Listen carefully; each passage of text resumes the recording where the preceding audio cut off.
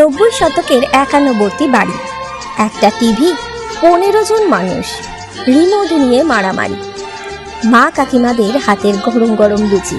7 মিনিটে তোমার ছোটবেলায় ফেরত দেব আজ। রেডি তো? আমি রুয়া, তোমরা শুনছো কান পাতো। আজ টাইম মেশিনে নিয়ে যাব 90 শতকে। কান পাতো, গল্প শোনার নতুন ঠিকানা।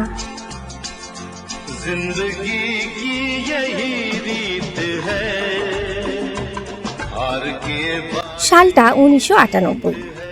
কাঁকসার বোসবাড়ি, 3 তলা বাড়ি, একটাই কলতলা, একটাই ছাদ, একটাই টিভি, আর মানুষ দাদু, ঠাকুমা, বাবা, কাকারা 3 ভাই, মা কাকিমারা, সাথে আমরা 6 ভাই বোন।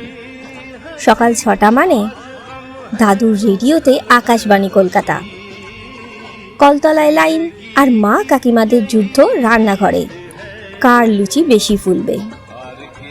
আজ গল্প বলবো একটা রবিবারের, যেদিন লোডশেডিং হলো, টিভি বন্ধ, ছিল না হাতে কারোর ফোন, কিন্তু বাড়ি জমে উঠেছিল।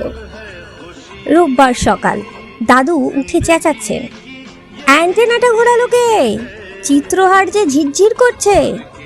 ছাদে তখন আমি আর ছোটকা দুজনেই বাঁশের মাথায় অ্যান্টেনা ঠিক করছি। নিচ থেকে ঠাকুমা, হ্যাঁ হ্যাঁ আর একটু বাঁয়ে, না না না ডান দিক ডান দিক ডান দিক, হ্যাঁ হ্যাঁ হ্যাঁ হয়েছে হয়েছে, দাঁড়া দাঁড়া।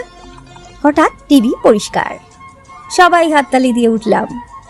নিচে ড্রয়িং রুমে 15 জন গাদাগাদি করে বসে আছি।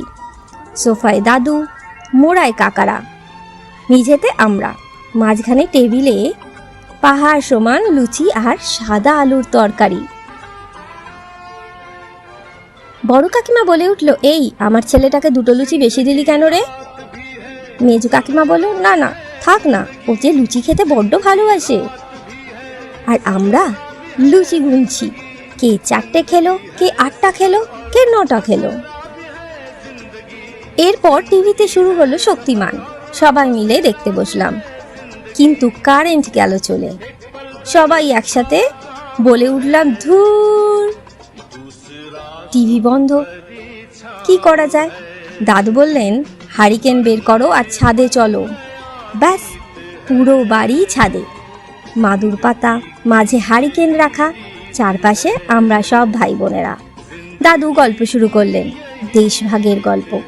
ঠাকুমা বললেন তার বিয়ের গল্প। হাসি হাসি মুখ করে বললেন, পালকিতে এসেছিলাম। আর আমরা হাঁ করে শুনছি। ফোন নেই, ইউটিউব নেই, কিন্তু বোর হচ্ছি না, কারণ গল্পটা লাইভ। দাদু হাত নাড়িয়ে বলছেন, ঠাকুমা চোখ মুছছেন। হঠাৎ হাসির রোল। ছোটকা ভূতের গল্প বলতে গিয়ে নিজেই ভয় পেয়ে গেছে, আর আমরা হাসতে হাসতে গড়াগড়ি। মেজু কাকিমা আনলেন আমের আচার দিয়ে মুড়ি। কারেন্ট নেই, কিন্তু উৎসব ভরপুর। তখনকার দিনে লোডশেডিং মানে কষ্ট ছিল না, ছিল মজা। আর এখন ওয়াইফাই চলে গেলে বাড়িতে কথাও বন্ধ হয়ে যায়। এরপর সন্ধে 7টা, দাদু হুঙ্কার দিয়ে বলল, যাও পড়তে বসো সব। একটা বড় ঘর, মাঝে হারিকেন, চারপাশে আমরা 6 ভাই বোন। আমি অঙ্ক, বোন ইতিহাস, ভাই ইংরাজি। কারো পড়া না পারলে বড়দা সব বুঝিয়ে দেবে। মা কাকিমারা রান্নাঘরে, কিন্তু তাদের কান এই দিকেই।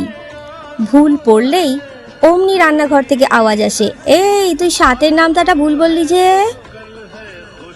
পড়া শেষে ঠাকুমার কাছে শোয়া। ঠাকুমা গায়ে হাত বুলিয়ে বুলিয়ে ঠাকুমার ঝুলির গল্প বলতেন। শেষের লাইনটা, আমার কথাটি ফুরালো, নোটে গাছটি মুড়ালো। আর আমরা ঘুমের রাজ্যে। 1998-এর বোসবাড়ি, এখন ফাঁকা। দাদু ঠাকুমা নেই, কাকারা সব ফ্ল্যাট কিনেছে। আমরা সবাই এখন আলাদা। হোয়াটসঅ্যাপে গুড মর্নিং মেসেজ পাঠাই সবাই সবাইকে। কিন্তু জানো, এখনও লোডশেডিং হলে আমরা ছাদে যাই, আকাশ দেখি। মনে হয় দাদু পাশে আসে, বলছেন, ভয় কি, আমি তো আছি। তোমার ছোটবেলাটাও কেটেছে নাকি এরকম একান্নবর্তী পরিবারে? তাহলে এই গল্পের কমেন্টে অবশ্যই লিখো। তোমার গল্প শুনবো আমরা সবাই। আবার আসবো নতুন গল্প নিয়ে তোমাদের কান পাতো চ্যানেলে।